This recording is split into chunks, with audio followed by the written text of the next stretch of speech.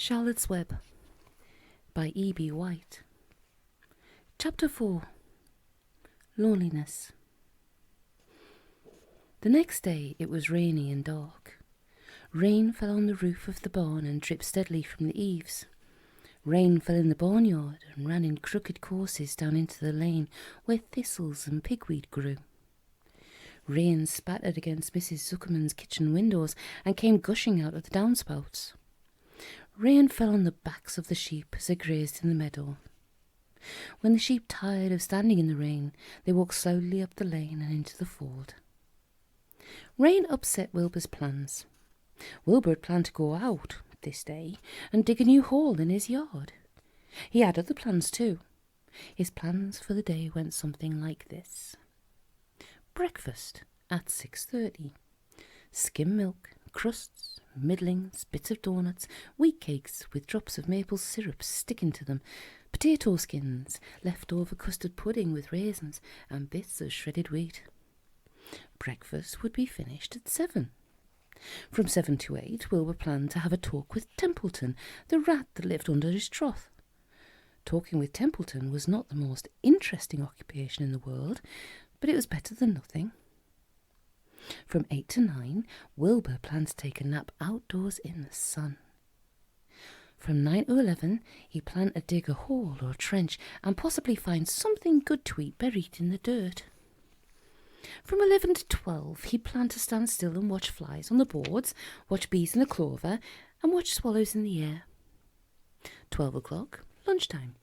Middlings, warm water, apple parings, meat gravy, carrot scrapings, meat scraps, stale hominy, and the wrapper of a package of cheese. Lunch would be over at 1. From 1 to 2, Wilbur planned to sleep. From 2 to 3, he planned to scratch itchy patches by rubbing against the fence. From 3 to 4, he planned to stand perfectly still and think of what it was like to be alive and to wait for Fern. At 4 would come supper. Skim milk, provender, leftover sandwich from Lurvy's lunchbox, prune skins, a morsel of this, a bit of that, fried potatoes, marmalade drippings, and a little more of this, and a little more of that, a piece of baked apple, a scrap of upside-down cake. Wilbur had gone to sleep thinking about these plans. He woke at 6 and he saw the rain, and it seemed as though he couldn't bear it. I get everything all beautifully planned out, and it has to go and rain, he said. For a while he stood gloomily indoors. Then he walked to the door and he looked out. Drops of rain struck his face. His yard was cold and wet. His trough had an inch of rainwater in it. Templeton was nowhere to be seen. "Are you out there, Templeton?" called Wilbur. There was no answer. Suddenly, Wilbur felt lonely and friendless. "One day, just like another," he groaned. "I'm very young. I have no real friend here in the barn. It's going to rain all morning and all afternoon, and Fern won't come in such bad weather. Oh, honestly." And Wilbur was crying again for the second time in 2 days. At 6:30, Wilbur heard the banging of a pail. Lurvy was standing outside in the rain, stirring up breakfast. "Come on, pig," said Lurvy. Wilbur did not budge. Lurvy dumped the slops, scraped the pail, and walked away. He noticed that something was wrong with the pig. Wilbur didn't want food. He wanted love. He wanted a friend, someone who would play with him. He mentioned this to the goose, who was sitting quietly in a corner of the sheepfold. Will you come over and play with me?" he asked. "Sorry, Sonny, sorry," said the goose. "I'm sitting on my eggs. 8 of them. Got to keep them toasty warm. I have to stay right here. I'm not fibbity-jibbity-jibbiting. I do not play with their eggs to hatch. I'm expecting goslings." "Well, I didn't think you were expecting woodpeckers," said Wilbur bitterly. Wilbur next tried one of the lambs. "Will you please play with me?" he asked. "Certainly not," said the lamb. "In the first place, I cannot get into your pen, as I am not old enough to jump over the fence. In the second place, I'm not interested in pigs. Pigs mean less than nothing to me." What do you mean, less than nothing? Replied Wilbur. I don't think there is any such a thing as less than nothing. Nothing is absolutely the limit of nothingness. It's the lowest you can go. It's the end of the line. How can something be less than nothing? If there were something that was less than nothing, then nothing would not be nothing. It would be something, even though it's just a very little bit of something. But if nothing is nothing, then nothing that is less than it is. Oh, be quiet, said the lamb. Go play by yourself. I don't want to play with pigs. Sadly, Wilbur lay down and listened to the rain. Soon he saw the rat climbing down a slanting board as he used a stairway. Will you play with me, Templeton? Asked Wilbur. Play? Said Templeton, twirling his whiskers. Play? I hardly know the meaning of the word. Well, said Wilbur, it means to have fun, to frolic, to run and skip and make merry.